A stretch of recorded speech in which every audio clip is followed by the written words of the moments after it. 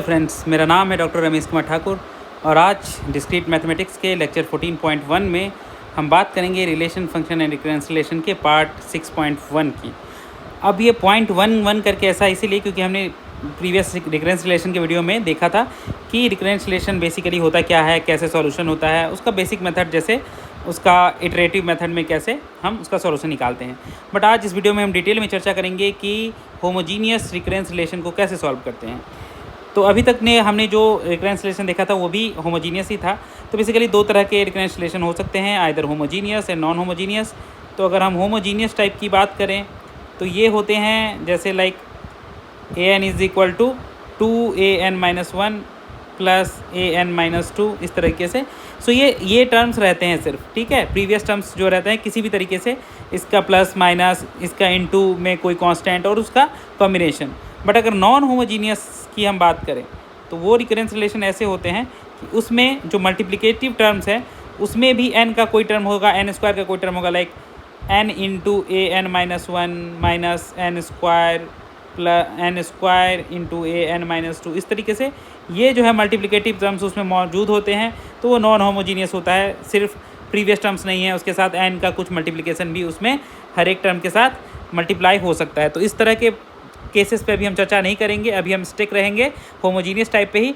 But इस video में हम बात करेंगे एक जनरल सॉल्यूशन की, जो अगर कितने भी नंबर ऑफ़ टर्म्स में अगर रहे हमारा रिकरेंस रिलेशन तो हम उसको कैसे सॉल्व कर सकते हैं। तो चलिए देखते हैं। तो सबसे पहले अगर लीनियर रिकरेंस रिलेशन अगर हो हमारा पास होमोजीनियस टाइप का, तो उसका एक जनरल फॉर्मेट हम देख लेंगे और उसके फिर जनरल सॉल्यूशन की बात कर लेंगे। लाइक अगर हमारा रिकरेंस रिलेशन ऐसा हो कि an is equal to C1 मतलब पहला constant into an-1 previous term plus C2 into second previous term an-2 plus इसी तरह डॉट डॉट ck मतलब k टर्म्स हैं an-k। इस तरीके से हमारा रिकरेंस रिलेशन है, ठीक है। तो इसको हम कैसे सॉल्व करेंगे? तो इसके बहुत सारे मतलब ये हो सकते हैं, ये 2 रूट का हो सकता है, 3 रूट का, 4 रूट का, मतलब ऐसा भी हो सकता है। an is equal to like an-1 minus an-2 suppose ये है, तो ये क्या हो गया, 2 प्रीवियस टर्म से बना है। ऐसा भी हो सकता है an-1 plus an-2 minus 3 into an-3, तो ये 3 टर्म से, इस तरह से k टर्म तक के लिए ये एक जनरल फॉर्मेट है, ठीक है। और ये कांस्टेंट क्या है जो इसके आगे लगे हुए होते हैं, जैसे यहाँ पे कांस्टेंट 1 है, यहाँ पे भी 1 है, यहाँ पे 1 है, यहाँ पे 1 है, यहाँ पे 3 है, ठीक है। तो ये C1 C2 C3 की तरह, ये सपोज C1 हुआ, ये C2 हुआ और ये C3 हुआ। इस तरीके से ये जनरल टर्म में दिया हुआ है रिकरेंस रिलेशन। तो इसके लिए सबसे पहले क्या करते हैं, हम एक कैरेक्टरिस्टिक्स इक्वेशन डेवलप करते हैं। और वो इक्वेशन क्या होता है, देखिए यहाँ इस फॉर्म में जाने से पहले मैं यहीं पे लिख के बताता हूँ। सबसे पहले हम देखेंगे कितने सारे टर्म्स हैं, राइट। n-k कहाँ तक गया है, सपोज जहाँ तक k गया हो हम यहाँ पे इस साइड लिखेंगे r⁴k। वो k कुछ भी हो सकता है, 2 3 4 5, ठीक है। जितने प्रीवियस टर्म होंगे उतने के हिसाब से पहला यहाँ पे लिखाएंगे r⁴k। अब इक्वल टू यहाँ पे इस साइड C1 है तो C1, ठीक है, इंटू an-1 है ना, तो r⁴k-1, n माइनस जितना रहेगा k में से माइनस उतना ही, तो n-1 की जगह k-1 वो r के पावर में आ जाएगा। सिमिलरली प्लस C2, ये कैरेक्टरिस्टिक इक्वेशन लिख रहा हूँ मैं, ये बहुत इंपॉर्टेंट है, अभी हम एग्जाम्पल करेंगे तो समझ में आएगा। प्लस C2 an-2 की जगह r⁴k-2, जितना माइनस रहेगा n में उतना k में से पावर में माइनस हो जाएगा, प्लस डॉट डॉट डॉट इसी तरह से ck r⁴k-k, क्योंकि n-k में k- समथिंग तो k-k, तो ये basically k-k is equal to 0, तो r⁴0 is equal to 1। That's why last वाला टर्म ओनली ck बच जाता है, ठीक है। ये r⁴k-k 1 हो जाता है, ठीक है। तो यहाँ पे ck। अब इसी चीज़ को देखिए आप, अगर सारे टर्म्स को लेफ्ट में ले जाइएगा तो क्या हो जाएगा, r⁴k माइनस ये वाला लेफ्ट में जाएगा minus C1 into r⁴k-1 minus C2 into r⁴k-2 minus dot dot dot dot ये लास्ट वाला term minus ck is equal to 0, right में 0 बच गया। यही टर्म यहाँ पे लिखा हुआ है कैरेक्टरिस्टिक इक्वेशन में, देखिए r⁴k जो सबसे पहले था minus C1 into r⁴k-1 minus C2 into r⁴k-2 minus dot dot dot minus ck। तो यही हो गया हमारा कैरेक्टरिस्टिक्स इक्वेशन। इसी से हमारा निकलेगा जनरल सॉल्यूशन हमारा रिकरेंस रिलेशन का। तो ये कैरेक्टरिस्टिक इक्वेशन लिखना हमें आना चाहिए, बहुत ज़रूरी है कि कोई भी रिकरेंस रिलेशन को देखिए कैरेक्टरिस्टिक इक्वेशन कैसे लिख सकते हैं। अब बात करते हैं इसके सॉल्यूशन की। तो सॉल्यूशन के लिए पहले हमें निकालने होंगे ये रूट्स, डिस्टिंक्ट रूट्स। अब आपको पता है कि n डायमेंशनल का अगर ये पॉलिनोमियल इक्वेशन रहेगा तो r to the power k है, मतलब हमारे पास k रूट्स निकलेंगे, ठीक है ना। बाइनोमियल इक्वेशन में कितने निकलते हैं, r to the power r square वाले में कितने होते हैं, स्क्वायर वाले में 2 रूट निकलते हैं, आर क्यू वाला इक्वेशन रहेगा तो 3 रूट होंगे। इस तरह से r to the power k अगर रहेगा हमारा k टर्म तो हमारे k रूट्स निकलेंगे, ठीक है, इक्वेशन से। ओके, तो वो k डिस्टिंक्ट रूट अगर हमारे r1 r2 dot dot rk हैं तो हमारा जो जनरल सॉल्यूशन होगा रिकरेंस रिलेशन का वो होगा an is equal to some constant alpha 1 into r1 जो पहला रूट है का power n plus some another constant alpha 2 into r2 जो दूसरा रूट है का पावर n, मतलब पावर में सबके n ही रहेगा, पावर चेंज नहीं होगा। बस यही है कि अल्फा 1 इंटू r1 का power n plus alpha 2 into r2 का power n plus alpha 3 into r3 का power n plus alpha k rk का पावर n, ठीक है, जितने भी k रूट्स हो, यही हमारा फाइनल सोल्यूशन होगा हमारे रिकरेंस रिलेशन का। ये अभी एग्जाम्पल करेंगे तो अच्छे से क्लियर हो जाएगा। अब इसमें अभी क्वेश्चन आएगा कि अल्फा 1 अल्फा 2 कैसे निकले। यहाँ C1 C2 तो सेम है तो हम लिख देंगे आसानी से। अल्फा 1 अल्फा 2 कैसे निकलेंगे टिल अल्फा के, तो ये निकलेंगे हमारे इनिशियल कंडीशन से। हमने देखा था कि रिकरेंस रिलेशन में इनिशियल कंडीशन होता है, तो इनिशियल कंडीशन होता है ना, जैसे a1 a naught is equal to something, a1 is equal to something, इन सब के बेसिस पे हम ये वैल्यू नॉट का 1 का पुट करेंगे, n is equal to something something, तो n is equal to 0 put करेंगे तो a नॉट हो जाएगा। a नॉट की जगह पे राइट साइड में जो भी वैल्यू होगा n is equal to 0 put करके वो इक्वेशन एक बनेगा, उस इक्वेशन से फिर दूसरा इक्वेशन बनेगा n is equal to 1 put करके, तो इस तरह से n इक्वेशन बनेंगे, उससे हमारा alpha 1 alpha 2 alpha 3 up to alpha k निकल जाएगा, राइट। तो हम अभी एक एग्जांपल कर लेते हैं तो चीज़ें और अच्छे से समझ में आ जाएंगी कि जनरली कैसे इक्वेशन को हम सॉल्व करते हैं रिकरेंस रिलेशन को। तो चलिए हम देख लेते हैं 2 डिस्टिंक्ट रूट्स वाले, मतलब हमारा जो है 2 प्रीवियस टर्म के का अगर रिकरेंस रिलेशन रहे तो 2 डिस्टिंक्ट रूट वाला हमारा रिकरेंस रिलेशन का सॉल्यूशन निकलेगा। तो चलिए चेक कर लेते हैं। मान लीजिए हमारा रिकरेंस रिलेशन है an is equal to an-1 plus 2an-2। अब हमने क्या बोला था, पहले हम लिखेंगे कैरेक्टरिस्टिक इक्वेशन। तो कैरेक्टरिस्टिक इक्वेशन में क्या था, कितने प्रीवियस टर्म है 2, यहाँ n-k कहाँ तक गया है 2 तक, मतलब 2 टर्म है। तो सबसे पहले इधर लिखेंगे r to the power k हो गया हमारा यहाँ पे 2 इस केस के लिए, तो r to the power k मतलब r square is equal to C1 यहाँ पे क्या है 1, तो C1 इंटू क्या r to the power k minus that, so C1 मतलब 1, तो 1 का तो 1 हो जाएगा, ये हो जाएगा r to the power k। देखिए प्रीवियस टर्म में क्या था C1 into r to the power k minus 1, तो ये हो जाएगा r to the power k क्या है हमारा 2, तो 2 minus 1 r to the power 2 minus 1 plus C2 क्या है यहाँ पे 2, तो C2 into r to the power k minus 2, तो r to the power 2 minus 2, ये हो जाएगा। यही हमारा बन गया कैरेक्टरिस्टिक इक्वेशन। तो इसको और सॉल्व करें तो ये हो जाएगा r square is equal to r to the power 2 minus 1 मतलब r plus 2 into r to the power 0 मतलब 0, तो r प्लस 2 इतना ही बचा। इसको जब हम पूरे को लेफ्ट में ले आएंगे इधर तो ये बन जाएगा r square minus r minus 2 is equal to 0। यही यहाँ पे दिया हुआ है characteristic equation, r square minus r minus 2 is equal to 0। देखिए यही आ गया। अब क्या है, इसको हमें करना होगा सॉल्व, फैक्टराइजेशन करना होगा। तो ये r square minus r minus 2 is equal to 0 को फैक्टराइज करेंगे तो क्या होगा, देखिए इसको हम लिख सकते हैं r square plus r minus 2r minus 2 is equal to 0। तो देखिए यहाँ पहले वाले टर्म्स में r ले लेंगे कॉमन तो बच जाएगा r प्लस 1, दूसरे वाले में माइनस 2 लेंगे कॉमन तो बचेगा r plus 1 is equal to 0। तो लास्ट में क्या हो जाएगा, इसको लिख सकते हैं r minus 2 into r plus 1 is equal to 0। r minus 2 एक टर्म में आ जाएगा, r minus 2 into r plus 1 जो कॉमन आ रहा है इज इक्वल टू 0। वही यहाँ पे लिखा हुआ है कि r minus 2 into r plus 1 is equal to 0। अब इससे हमें क्या निकलता है, r के 2 वैल्यू निकल के आते हैं, वही दोनों रूट्स होंगे r1 एंड r2। तो r1 निकल गया हमारा 2 when r minus 2 is equal to 0, that means r is equal to 2, ये हो गया हमारा r1। और जब r plus 1 is equal to 0 होगा तो उसको लेके हम क्या निकलेंगे, r is equal to minus 1, that means r2 is equal to minus 1। तो वही यहाँ पे r1 is equal to 2, r2 is equal to minus 1 निकल के आया। तो अब हमारे पास r1 और r2 आ गए कैरेक्टरिस्टिक इक्वेशन से, तो हम लिख सकते हैं जनरल सोल्यूशन। जनरल सोल्यूशन क्या था हमारा, an is equal to some alpha 1 into r1 का पावर n, तो r1 क्या है हमारा 2 का power n plus alpha 2 into r2 का पावर n, r2 क्या है माइनस 1 का पावर n तो ये हमने लिख दिया जनरल सोल्यूशन, यही है हमारा general solution of recurrence relation. But बात यहाँ खत्म नहीं होती है, हमें चाहिए अल्फा 1 और अल्फा 2 की वैल्यू, तब बनेगा exact solution, final solution.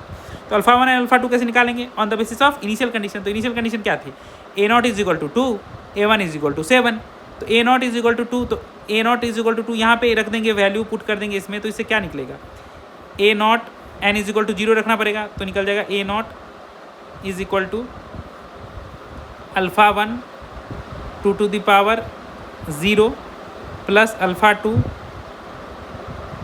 Minus 1 to the power 0। और A0 इज इक्वल टू हमारा 0 है, सॉरी 2 है, तो लेफ्ट में हम इसकी वैल्यू रख देंगे। 2 इज इक्वल टू क्या बन जाएगा?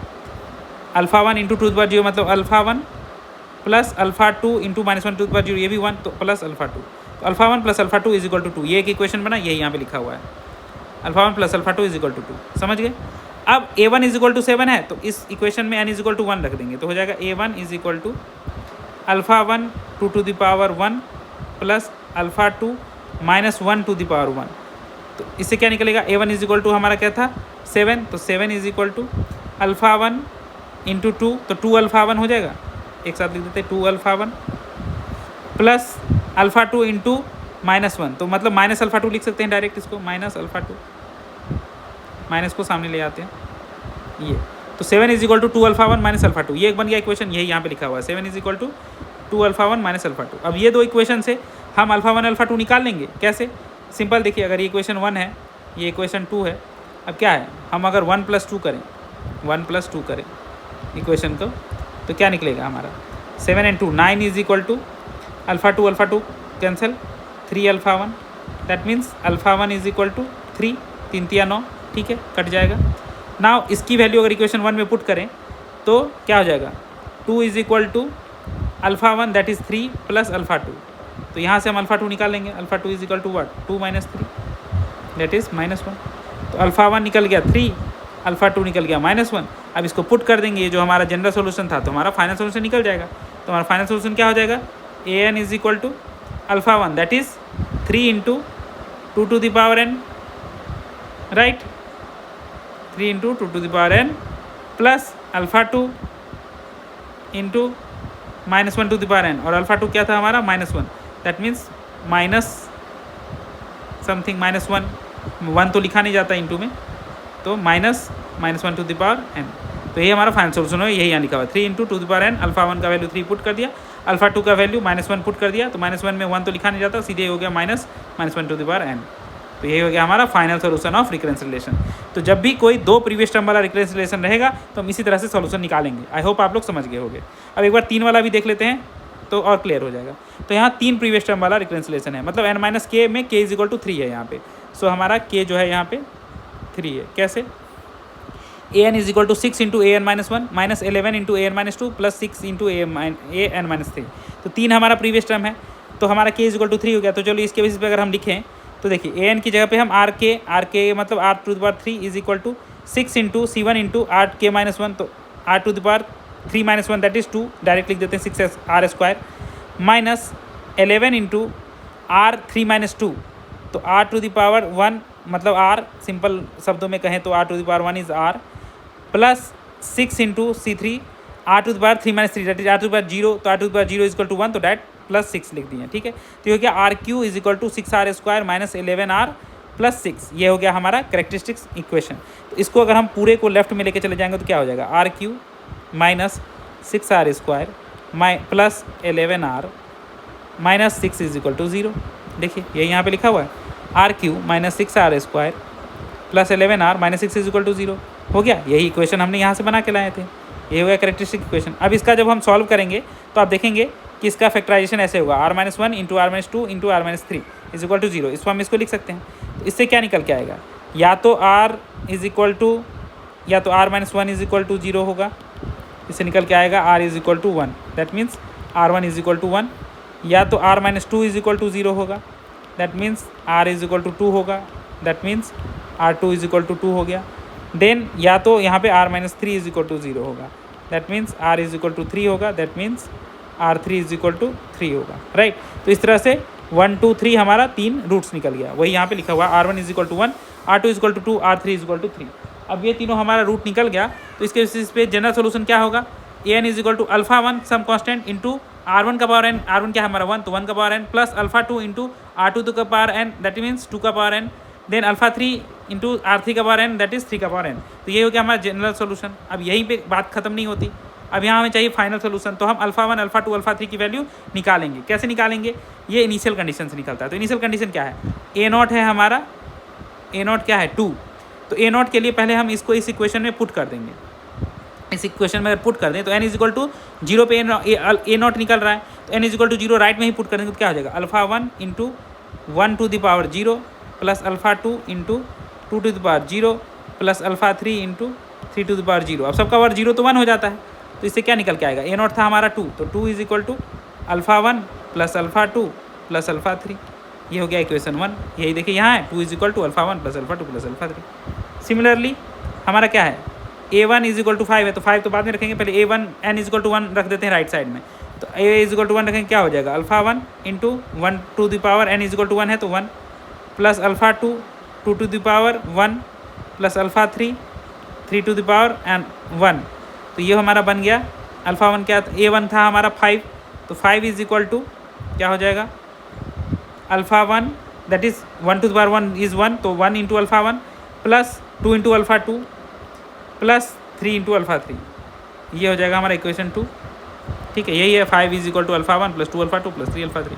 सिमिलरली A2 भी हमारे पास दिया हुआ है, इससे तीसरा इक्वेशन मिलेगा। तो A2 पहले n इज इक्वल टू 2 देख के RHS में यहाँ पे इस वाले इक्वेशन में देख लेते हैं क्या है, alpha one into 1 to the power 2 plus alpha two into 2 the power 2 plus alpha three into 3 to the power 2।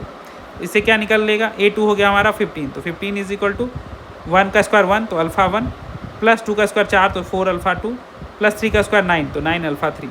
ये हो गया हमारा इक्वेशन 3। तो इस तरह से 3 इक्वेशन मिले। अब इस तीनों इक्वेशन को, यही इक्वेशन यहाँ है 15 is equal to alpha one plus 4 alpha 2 plus 9 alpha 3। अब इस तीनों इक्वेशन की वजह से हमें अगर हम प्लस माइनस करेंगे तो हमें alpha one alpha two and alpha three की वैल्यू निकल जाएगी, वो ये है 1 -1 एंड 2।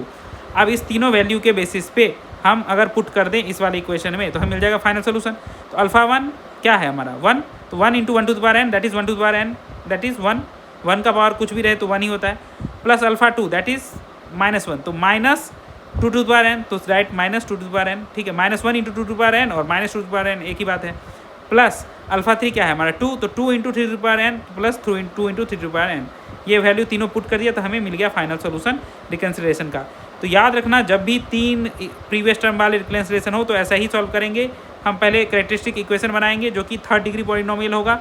इस 3rd डिग्री पॉलिनोमियल से फैक्टराइजेशन करेंगे, फैक्टराइजेशन से हमें 3 रूट्स मिलेंगे। उस तीनों रूट से हमें क्या करना है, हमें ये बनाना है एक जनरल सोल्यूशन। ठीक है, और वो general solution alpha one into पहला root to the power N plus alpha two into दूसरा root to the power N plus alpha three into तीसरा root to the power n, और इस तीनों के लिए 3 इनिशियल कंडीशन से 3 इक्वेशन निकलेंगे जिससे alpha one alpha two alpha three की वैल्यू निकालेंगे और उसे इस जनरल सोल्यूशन में पुट करके हम फाइनल सोल्यूशन निकालेंगे।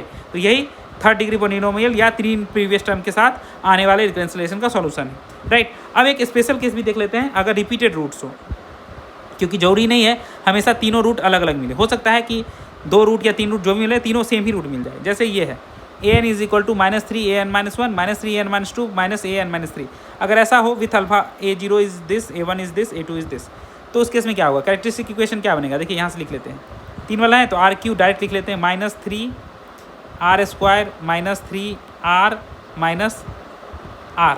ठीक है, तो इसको हम इधर ले आएंगे सबको लेफ्ट हैंड साइड में, तो RQ plus 3R square plus 3R plus R is equal, और RQ R -1 है, सॉरी है लास्ट वाला तो 1 बच जाता है, तो ये +1 इज इक्वल टू 0। ठीक है, यही चीज़ यहाँ पे लिखा हुआ है, RQ plus 3R square plus 3R plus 1 is equal to 0। ठीक है, तो इससे हमें क्या फैक्टराइजेशन निकलेगा, R प्लस 1 का Q इज इक्वल टू 0, ये R प्लस 1 का Q है। ठीक है, तो इससे क्या मतलब आया, इससे मतलब आया एक ही चीज़ कि R इज इक्वल टू -1, तो हमारा रूट जो है वो -1 है तीनों। ठीक है, बट अब है तो तीनों एक ही सेम ही, तो इसके लिए एक अलग रिपीटेड रूट के लिए अलग इक्वेशन होता है कि जब हम जनरल सोल्यूशन रिपीटेड रूट के लिए लिखेंगे तो इसका थ्योरम कहता है कि इस केस में जो जनरल सोल्यूशन बनता है a N is equal to alpha one into -1 to the power n, जो पहले के केस में R1 to the power n की तरह, बट प्लस अल्फा टू चूँकि सेम रूट है तो एक n एक्स्ट्रा लगा देंगे, n into -1 to the power n जो भी सेम रूट रहेगा, plus alpha 3 into n square into -1 to the power n. तो पहले में n इंटू करेंगे मल्टीप्लिकेशन में, दूसरे में n स्क्वायर, इस तरीके से एक एक n बढ़ाते चलेंगे और सेम रूट रिपीट करते चले जाएंगे टू द पावर n में। ठीक है, तो सब पे -1 टू द पावर n ही होगा चूंकि सेम ही है रूट, बट 3 रूट है ना, तो पहले वाले में n मल्टीप्लाई एक्स्ट्रा, दूसरे वाले में n स्क्वायर मल्टीप्लाई एक्स्ट्रा, इस तरीके से करेंगे। अब इसमें अल्फा 1 अल्फा 2 अल्फा 3 की वैल्यू के लिए अगेन 3 इनिशियल कंडीशन है, a0 a1 a2 वाला, इसको पुट करेंगे तो हमें 3 इक्वेशन मिलेंगे। ठीक है, ये 3 इक्वेशन हमें मिल जाएंगे। जैसे 1 इज इक्वल टू अल्फा 1, आप पुट करके देख लो a0 कैसे निकलेगा। a0 निकलेगा alpha 1 into -1 to the power 0 plus alpha 2 into n is equal to 0 है तो into 0 into -1 to the power 0 plus alpha 3 into 0 n square है तो 0 का square into -1 to the power 0। तो ये तो 0 मल्टीप्लाई में है तो ऐसे ये टर्म 0 चला जाएगा, ये -1 टू द पावर 1, तो ये alpha a0 is equal to alpha 1 हो जाएगा। दैट मीन्स a0 क्या है 1 इज इक्वल टू अल्फा 1, तो एक का वैल्यू तो ऐसे ही निकल गया एक इक्वेशन से, तो 1 इज इक्वल टू अल्फा 1। इस तरह से आप n is equal to 1 and n is equal to 2 जब रखेंगे ना तो ये दोनों इक्वेशन निकलेगा, अल्फा a1 का एंड a2 का। तो -2 is equal to -alpha 1 -alpha 2 -alpha 3, यहाँ पे आपको n इज इक्वल टू क्या रखना होगा, पुट करना होगा 1, और इस इक्वेशन के लिए आपको पुट करना होगा n इज इक्वल टू 2। तो इस तरह से आपको ये 3 इक्वेशन मिलेंगे। इस 3 इक्वेशन की वजह से आपको मिल जाएगा अल्फा 1 अल्फा 2 एंड अल्फा 3, ये तीनों आप निकाल के इसको फिट कर दोगे तो जनरल इक्वेशन में ये फाइनल इक्वेशन आपको सॉल्यूशन दे देगा। So an will be 1 plus 3n minus 2n square into -1 to the power n। -1 to the power n common ले लिया, ठीक है, क्योंकि सब में सेम था। ठीक है, तो यहाँ से जो टर्म्स निकल के आएंगे, जैसे -1 टू द पावर n अगर यहाँ कॉमन ले लिया जाए तो क्या आएगा, alpha 1 plus n into alpha 2 plus n square into alpha 3। यही चीज़ यहाँ पे किया है। अल्फा 1 हमारा 1 निकला, 1 प्लस n इंटू अल्फा 2 है 3 तो 3n plus n square into -2 तो -2n स्क्वायर। इस तरीके से हमारा -1 टू द पावर n, ये हमारा हो गया सॉल्यूशन अगर रूट रिपीटेड हो तो जब भी रूट रिपीटेड हो हमें याद रखेंगे कि हम R1 R2 R3 के साथ साथ एक एक टर्म n का एक्स्ट्रा ऐड करते जाएंगे, इंटू करते जाएंगे, तभी हमारा जनरल सोल्यूशन एंड उस पर अल्फा 1 अल्फा 2 अल्फा 3 की वैल्यू डाल के फाइनल सोल्यूशन सही निकलेगा। तो आई होप आप लोग को वीडियो समझ में आया होगा कि अगर कोई जनरलाइज फॉर्म में रिकरेंस रिलेशन दिया हुआ हो तो उसका हम सोल्यूशन कैसे निकालेंगे। और मैंने 2 रूट की, मतलब 2 प्रीवियस टर्म वाले की, 3 रूट वाले की, दैट मीन्स 3 प्रीवियस टर्म वाले की, और रिपीटेड रूट अगर सेम रूट निकले चाहे वो 2 में हो या 3 में, उसके लिए सॉल्यूशन बता दिया। आई होप इस तरह के क्वेश्चन में आप लोग गलती नहीं करोगे। तो thanks for watching the video.